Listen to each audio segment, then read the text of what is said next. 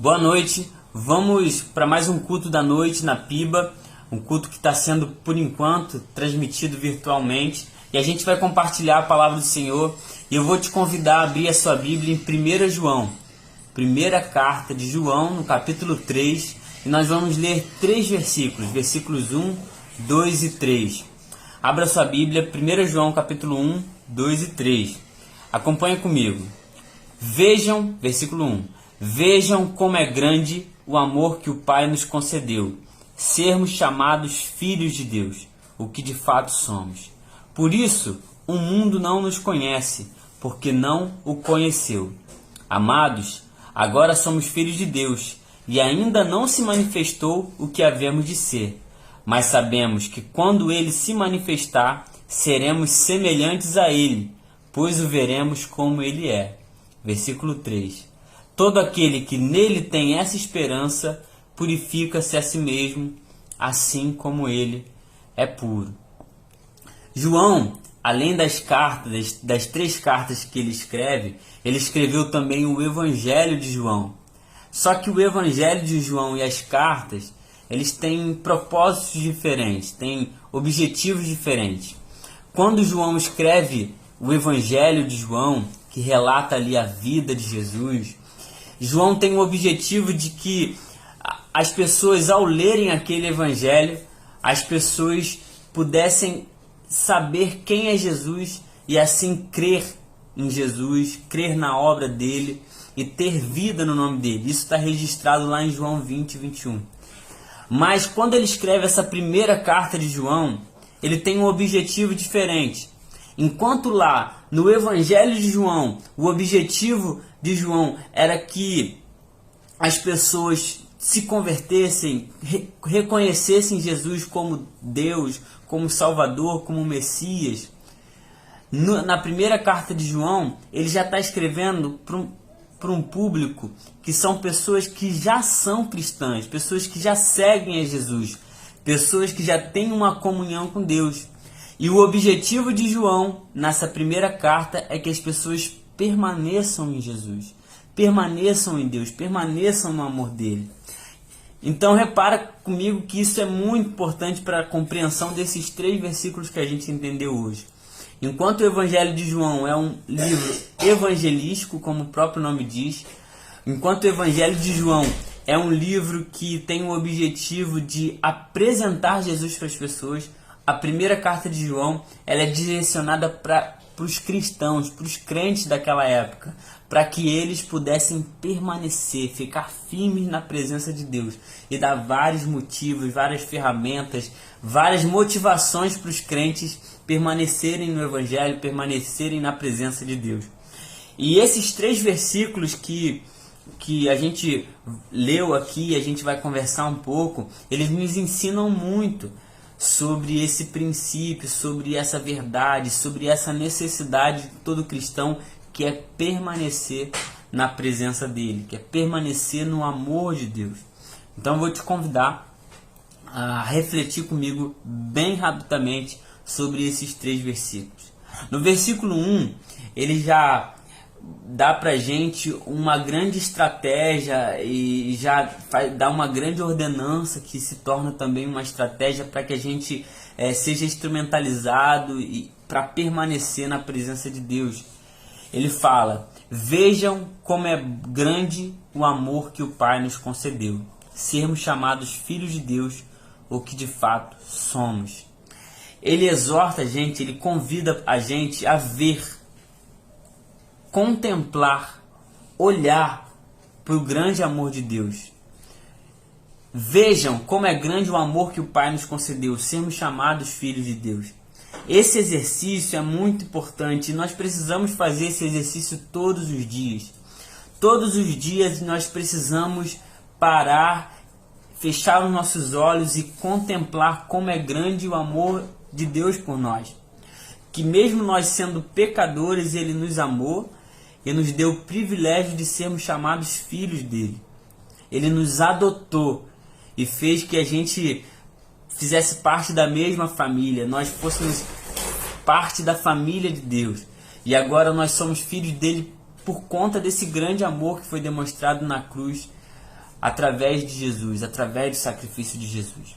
Então, quando ele fala ali, vejam como é grande o amor que o Pai nos concedeu, ele está pedindo para mim e para você, para que nós tenhamos essa prática, para que a gente possa fazer esse exercício todos os dias, de olhar, de contemplar o amor de Deus, e isso vai nos ajudar a permanecer na presença dele. Em seguida, no versículo 1 ainda, continuando, ele fala: por isso o mundo não nos conhece, porque não o conheceu. E aí também tem uma outra ferramenta, uma outra estratégia, um outro princípio muito importante que a gente precisa entender sobre a caminhada cristã, sobre permanecer na presença de Deus. A partir do momento que a gente decide caminhar com Cristo, nós decidimos nos submeter à vontade dele, nós abrimos o nosso coração para que ele transforme a nossa mente.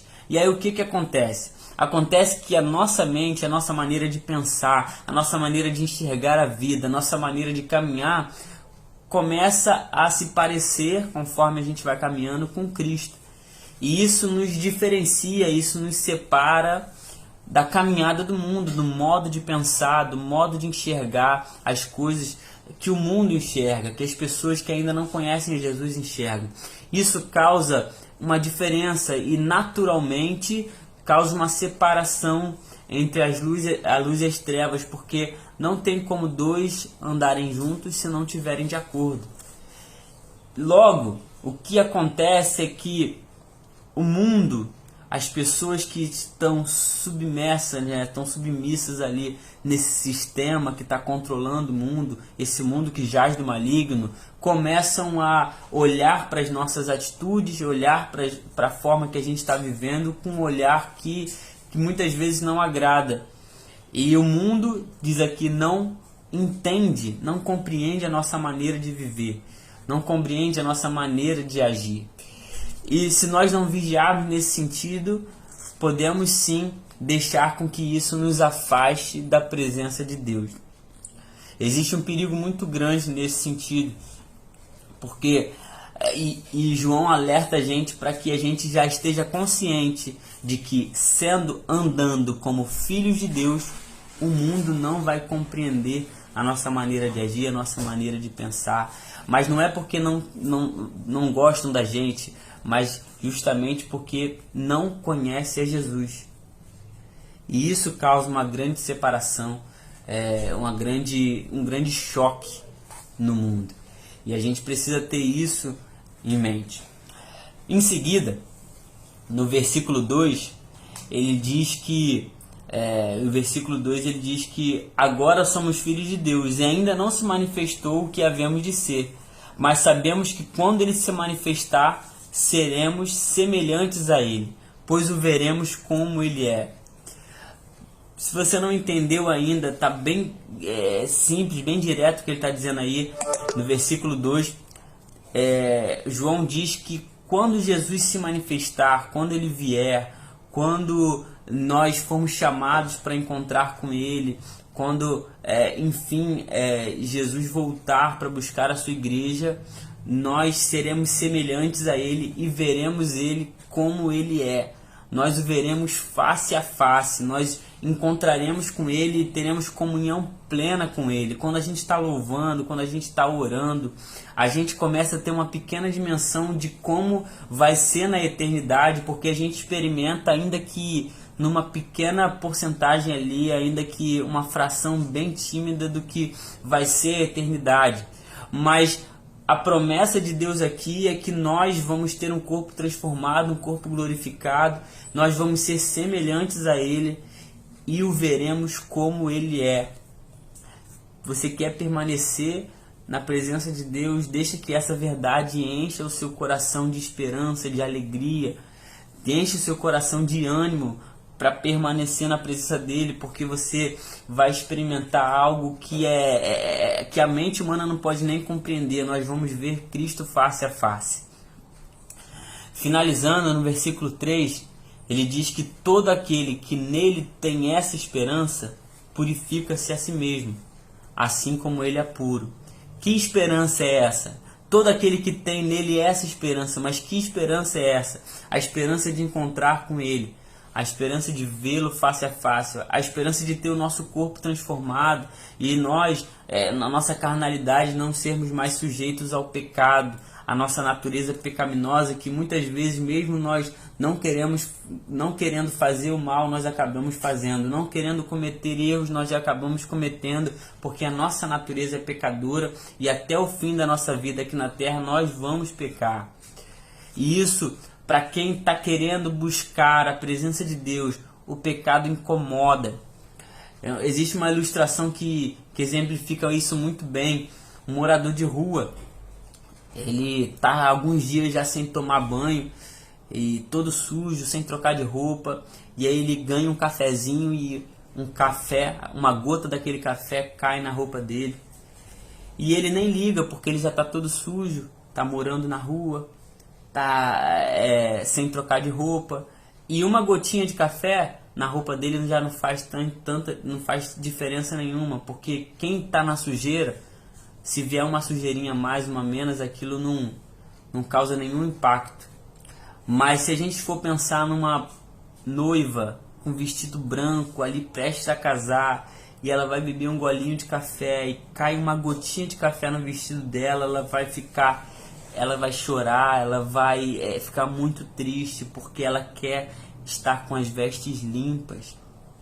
Se nós estamos buscando viver na presença de Deus e caminhar conforme a vontade dele para a nossa vida, quando a gente tem contato com uma sujeira, por conta da nossa natureza pecaminosa, aquilo nos incomoda, a gente chora, a gente clama ao Senhor pelo perdão, para que Ele nos restaure e nos ajude a caminhar novamente com Ele.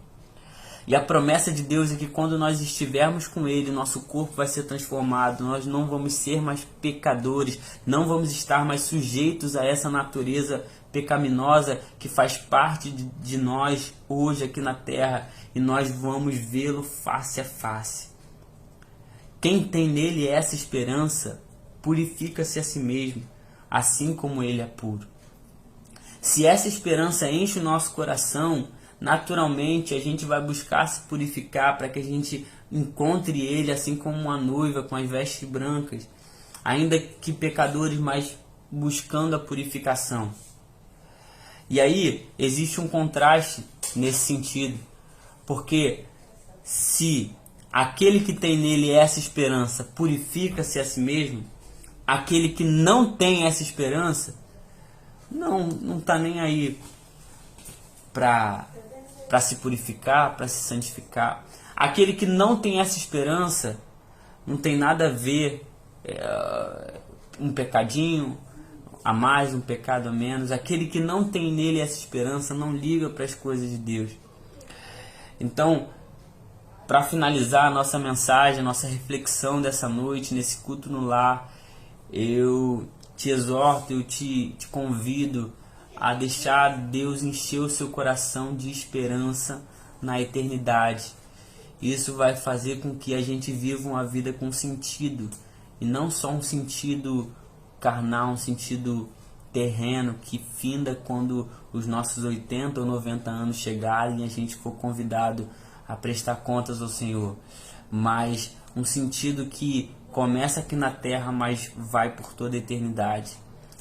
1 Coríntios 15, versículo 19 diz que se a nossa esperança em Cristo é somente para as coisas dessa vida, nós somos os mais miseráveis de todos os homens. Nós somos os mais miseráveis.